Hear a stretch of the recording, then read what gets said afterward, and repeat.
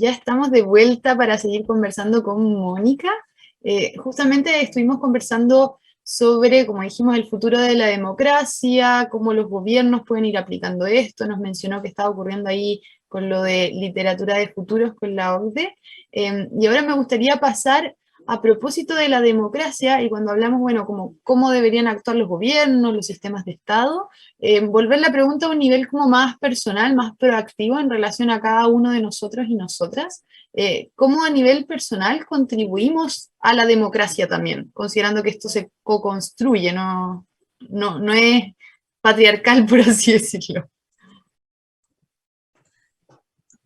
Sí, eso es muy importante. Volviendo un poco al marco conceptual de la democracia, ¿no? Cuando hablamos acerca de la sociedad civil y de la participación popular, no, es muy interesante porque este marco inicial habla todavía desde un punto de vista donde la participación política es a través de muchos enlaces institucionalizados, por ejemplo, presenta tres principales elementos cuando desglosa la medición de la participación de la sociedad civil. Uno es qué tanto los medios de comunicación operan de una manera que apoye y fortalezca los valores democráticos, y ahí ya vemos que estamos teniendo una especie de intermediario, ¿no? Todavía, que son los medios de comunicación. Los otros dos elementos ya nos empiezan a acercar a este trabajo directo con la ciudadanía, que es la participación política, por ejemplo, si hay una participación de los ciudadanos en la vida pública. Y aquí es el punto donde me gustaría retomar, porque si bien el tercero tiene que ver con la descentralización, si acaso todas las decisiones están tomadas al nivel gobierno, y si esto es lo más apropiado para las personas que son afectadas. Entonces, como vemos aquí, ya empezamos a tener un rasgo de cómo las personas que están afectadas tienen la capacidad de emitir y expresar su voz y sus necesidades, y además de expresarlas, si pueden participar en la vida pública. Y en este aspecto, a mí me parece muy importante partir de un elemento fundamental que no nos queda muy claro o no es natural o inmediato a las personas. Y es que como personas y como individuos en una sociedad, inconsciente o conscientemente, estamos contribuyendo tanto al diseño como a la construcción de la convivencia social. Y esto lo hacemos tanto en nuestros roles privados, como en nuestro ámbito familiar, como en la manera como nos desenvolvemos con nuestros vecinos, pero también en nuestros roles públicos. Por ejemplo, como sociedad civil organizada, cuando nos integramos en comunidades o en espacios de agrupación social, o también, no es para el caso de todos, pero cuando también nos desempeñamos como funcionarios públicos. Y estos elementos son muy relevantes de expresar, porque cuando estamos hablando en este periodo que se denomina la posmodernidad, y especialmente, como he mencionado, donde está evolucionando la pandemia, todavía no hemos podido decir ya esto lo tenemos más o menos bajo control. Lo que reconocemos es que hay muchos aspectos de la manera como nos entendíamos en el mundo que han cambiado. Y esto de entrada nos está causando mucha desazón en todo el mundo. Por eso hemos visto la alza en los problemas de salud mental, porque estamos enfrentándonos ante una realidad que nadie queríamos vivir, en donde tenemos que replantearnos cómo nos entendemos en los roles de familia, cómo nos entendemos como estudiantes. Ya la escuela cambió por completo, ya no es lo que uno esperaba. ¿Cómo nos entendemos también como trabajadores? Porque como trabajadores puede ser que ya no estemos en el mercado laboral por precisamente el tema de pandemia, puede ser que la manera como trabajábamos también haya cambiado bastante, puede ser simplemente porque ahora tenemos que hacerlo todo virtual, o porque si lo seguimos haciendo de manera presencial, tal vez ya no está la misma cantidad de gente que trabajaba como lo hacía antes de la pandemia. Pero también es importante que ahora tenemos que cambiar cómo ha cambiado también nuestro entendimiento del rol de la salud, ¿no? Muchas veces la salud la dábamos algo importante, sí, pero no fundamental de vida o muerte como es ahora. El rol de la comunidad, cómo estamos contribuyéndonos unos a los otros, cómo nos estamos apoyando en un momento donde no podemos desarrollar ejercicios de comunidad presenciales. Y cómo esto puede hacer resurgir nuestro entendimiento de la comunidad y de nuestras relaciones interpersonales. Y esto nos lleva, como lo vemos como gradual, a cómo entendemos el rol de los gobiernos, el rol de la comunidad internacional y el rol de la cooperación global. Pero aquí lo que es muy importante es ver que para llegar a ese nivel tan alto no se salta de manera, no hay un salto cuántico, está basado en cómo como personas nos estamos entendiendo y cómo estamos entendiendo nuestros roles y el rol de las circunstancias externas. Y aquí lo que vemos es que particularmente en Latinoamérica, tenemos una historia de percibir nuestra relación con el gobierno de una distancia bastante amplia entre gobernantes y gobernados, con muy pocas estructuras intermedias de integración ciudadana. En últimos años hemos tenido un avance importante en las organizaciones de la sociedad civil, o lo que se denomina la sociedad civil organizada, donde se juntan colectivos. Y lo que vemos en nuestra región es que principalmente la relación gobierno-gobernados está afianzada en la confrontación. Y lo vemos a lo largo de toda la región. En las grandes manifestaciones, tanto pacíficas como violentas, porque tenemos de todo, y en una respuesta del gobierno que muchas veces es a partir de la represión. Entonces, esto nos habla de precisamente esta brecha tan amplia. Y estos son digamos, señales que vemos como de manera natural, como el status quo, como ha estado funcionando hasta ahora. Pero aquí, en donde podemos empezar a construir señales de cambio, porque yo desde el punto de vista donde lo analizo, no veo que todavía se hayan constituido estas señales de cambio como tal, pero es importante empezarlas a construir a partir de estos procesos de imaginación colectiva orientados a pensar qué otra manera de vivir es posible, ¿no? En México hay una frase mucho de que otros mundos son posibles, ¿no? Y pienso que para poder pensar en esos otros mundos, la prospectiva nos viene como una herramienta, como se dice, como guante, ¿no? Precisamente para poder analizarlos desde muchas ópticas.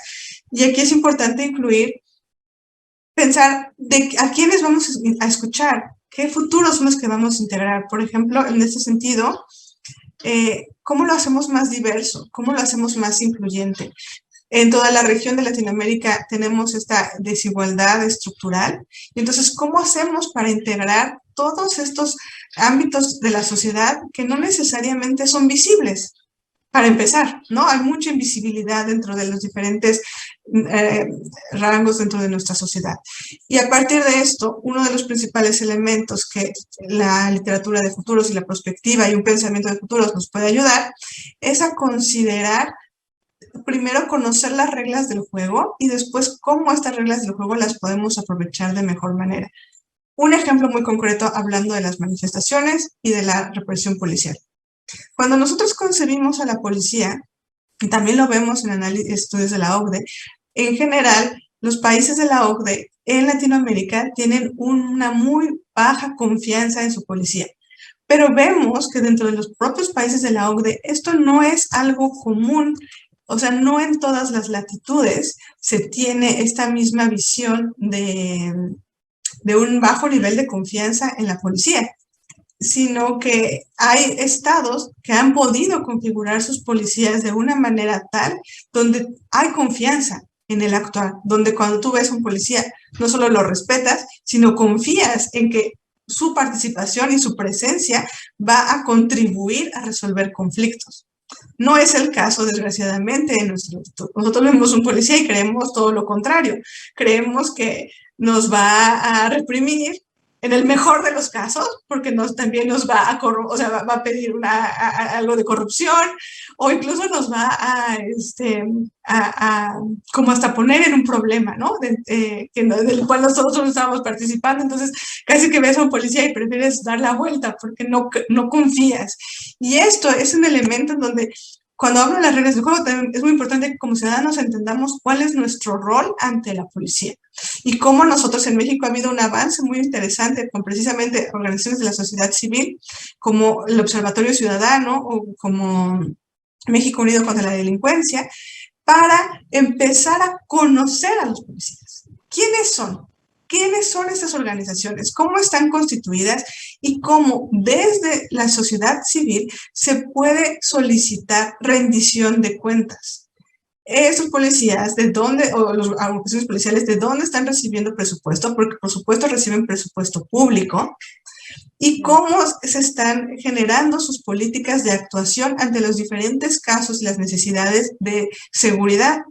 Y aquí, cuando se empieza a escarbar, lo que encontramos es que muchas veces estas policías o los grupos de la seguridad pública dependen de gobiernos y sus reglas están basadas en lo que gobiernos específicos están determinando, y ahí es donde está la brecha con la sociedad.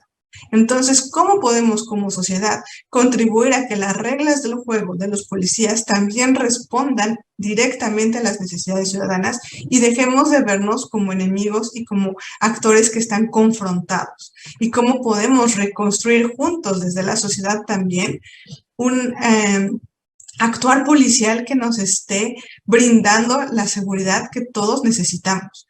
Y porque es muy importante saberlo, con nuestros impuestos estamos pagando estas organizaciones. Entonces, ¿cómo podemos contribuir? Y por el otro lado, reconocer que desde las agencias policiales, los policías como personas no llegaron ahí más que con una visión: contribuir a la sociedad. Y es a partir de unas estructuras sistemáticas y de gobierno que no están siendo tan democráticas como lo hemos visto en el marco que presenté, que ahí tenemos mucho por avanzar en democratizar nuestras organizaciones de justicia, de procuración de justicia y de seguridad, para que realmente estén, como hablábamos en uno de los marcos de la descentralización, que las decisiones que se tomen a nivel de gobierno sean las más apropiadas para las personas que están siendo más afectadas con estas decisiones. Pero lo que vemos aquí es que esto ya no lo podemos dejar solo en manos de los gobiernos, sino que es a partir de las organizaciones de la sociedad que podemos también influir en ello. Genial, buenísima. Y tu perspectiva, y claro, cómo va generándose como la transformación o la transición en relación a no solamente vamos a votar quizás una vez cada 4 años o cada cierto tiempo, sino como participamos en la, como tú dices, generación y construcción desde la sociedad civil en conjunto con las instituciones más de gobierno, como algo, no sé, porque la democracia se supone que es participativa, pero sumarle como, además, democracia más participativa. Y asegurarnos desde nuestro lado de sociedad que en efecto estamos contribuyendo o que tenemos acceso a estos ejercicios participativos. Hay muchos que se hacen en toda nuestra región, que normalmente quedan plasmados en reportes, pero después nadie, ni el gobierno ni nosotros como ciudadanos, le damos seguimiento a cómo toda esa participación realmente contribuyó a construir mejores políticas públicas para todos. Buenísimo, genial. Mira, nos van quedando los últimos 5 minutos de conversación, lamentablemente. Entonces, me gustaría quizás salir un poco de ese espacio y entrar, está relacionado, pero entrar al espacio que tú has desarrollado en relación a lo psicoemocional, si es que no me equivoco, o psicosocial. Socioemocional. Socioemocional, te lo cambio todo el tiempo, disculpa. La parte socioemocional, y que partiste un poco diciendo al principio como muchas veces quizás las imágenes que tenemos de futuro y que no somos conscientes de ellas nos pueden afectar a nivel emocional, y eso nos afecta en las acciones que eventualmente tomamos. Entonces, ¿cómo ves tú lo que me mencionabas ahora de la sociedad participativa, como de la ciudadanía y sociedad civil, y en relación a esto que mencionábamos ahora, de qué manera podemos como desarrollar fortaleza emocional para ir generando estos espacios? Sé que es una pregunta muy abierta que te estoy haciendo al final del programa, pero ahí si nos puedes dar luces de eso sería genial. Muchas gracias. Es muy importante esta pregunta porque lo que partimos aquí es principalmente de un aspecto de nuestra mentalidad. Y primeramente, el paso número 1 para reconocer es el impacto de nuestra mentalidad, de nuestros pensamientos que tienen después cómo verbalizamos y cómo actuamos. Y para este elemento de cobrar conciencia de qué tipo de pensamientos son los que estamos teniendo, es que hay toda una a últimas ha habido todo un desarrollo de herramientas que normalmente son definidas en español como atención plena o con este tipo de concepciones, pero que nos ayudan mucho a poder reconocer qué pensamientos son los que tenemos de manera más recurrente y estos pensamientos, cómo se relacionan con nuestras emociones y cómo se relacionan con nuestra actual. Aquí me gustaría mucho también hacer un poco de promoción en este sentido a una agrupación mexicana que ha hecho una labor excepcional en el desarrollo de estas herramientas de educación socioemocional, que es Atentamente. Pueden encontrarla como atentamente.mx y tiene espacios en toda Latinoamérica. Tiene un grupo de facilitadores en Argentina, por ejemplo, no solo en México, y además ahora con la pandemia, pues con toda la realidad virtual se puede uno acercar a esto. Entonces es como simplemente para la audiencia que conozca cómo se puede de manera muy concreta llevar a cabo ejercicios para reconocer esta conciencia. ¿Cómo nos va a servir en el futuro? Por lo que he mencionado, y esto es, digamos, como el elemento que me gustaría que si la audiencia con algo se va a quedar, se quede con este pensamiento, con esta idea. Para construir los futuros deseables, reconocer el pasado y el presente es esencial. Y parte de este reconocimiento es identificar cuáles son los supuestos bajo los que estamos funcionando para poder de una manera muy consciente desarrollar apertura hacia los futuros alternativos. Aquí vinculo esta idea de la imaginación amplia, pero una imaginación amplia que esté basada en una conciencia de desde qué punto de vista estamos hablando de una imaginación. Si nosotros tenemos un pensamiento que, por decir alguna cosa, que cree que la única manera de generar desarrollo económico es a través de contaminar el medio ambiente, si esa es la idea de la que partimos, todos los futuros que vamos a crear van a estar relacionados, tal vez con, por ejemplo, acabarnos el planeta Tierra y entonces ir a colonizar otro planeta. Si nuestra base es que la única manera de desarrollo económico es acabarte con los recursos. Entonces, todos los futuros alternativos que creemos van a tener este sabor. Y aquí es donde es muy importante reconocer qué supuesto es el que estamos teniendo hoy y tener esa apertura de supuestos desde ese momento. Y ahí hay ejercicios muy interesantes que he desarrollado a través del SGDI, que es este instituto en el que colaboro, y con alguna, dentro del marco de la UNESCO, de su Summit de Futuros, que hace cada año, y que hemos hecho un trabajo muy interesante, por ejemplo, con el Instituto Científico y Tecnológico del Perú, para hablar acerca de cómo incrementar la perspectiva de género y la equidad de género dentro de las instituciones de gobierno, y con una metodología que se llama el análisis causal por capas, que lo debes de conocer bien, Bárbara, que lo ha desarrollado, y ayúdame por favor con la pronunciación del nombre de su desarrollador. Sohail Inayatullah, creo que... Muchas gracias, porque siempre batallo con esto. Y me encanta porque lo que hace es precisamente ir a analizar tus supuestos. ¿Con qué supuesto estás partiendo? Y partir desde el supuesto más obvio hasta llegar a los supuestos más internalizados. Y a partir de esos supuestos internalizados, poder dar vuelta atrás. Cuando reconoces cómo hay varias capas de supuestos y llegas a la capa más interna, a la que tienes más interiorizada y de la cual muchas veces no somos conscientes, y por eso tan recurrente mi tema de cobrar conciencia, poder ahí reconocer qué otros supuestos podemos tener. Y eso nos abre la imaginación. Con esto es con lo que me gustaría que nos quedáramos en la audiencia, con la importancia de tener una conciencia del presente y del pasado para poder construir futuros deseables a partir de una imaginación más amplia. Hoy buenísimo, muchísimas gracias ahí por esa idea, fuerza clarísima para todos, para poder ir explorando también cómo ir trabajando eso, que es muy importante, como tú dices ahí, desafiar los paradigmas limitantes que tenemos hoy día para también generar el espacio de que surjan nuevos paradigmas habilitadores para el contexto y los desafíos de hoy día. Muchísimas gracias por tu participación, Mónica. Ha sido una gran experiencia tenerte con nosotros y que nos puedas compartir todas estas cosas que has estado trabajando que me parecen increíbles. Así que muchas gracias por tu labor y tu disposición a participar. Ha sido un gusto conectar contigo, Bárbara, y con toda la audiencia. Y bueno, pues con todo gusto para quienes me quieran contactar después y poder seguir los avances de lo que hemos estado desarrollando. Y son muy bienvenidos a participar con nosotros también. Buenísimo. Ahí, como nos mencionás, ahí estás en LinkedIn y en Twitter también, en Instagram también. Ahora estás partiendo ahí, compartiendo ciertas cosas. Y más adelante también vamos a hablar de Clubhouse, si no me equivoco, es la otra red social que también están apareciendo cosas. Exactamente, así es. Todos muy bienvenidos. Buenísimo. Vamos a ir a una pequeña pausa musical y volvemos ahora sí con el cierre.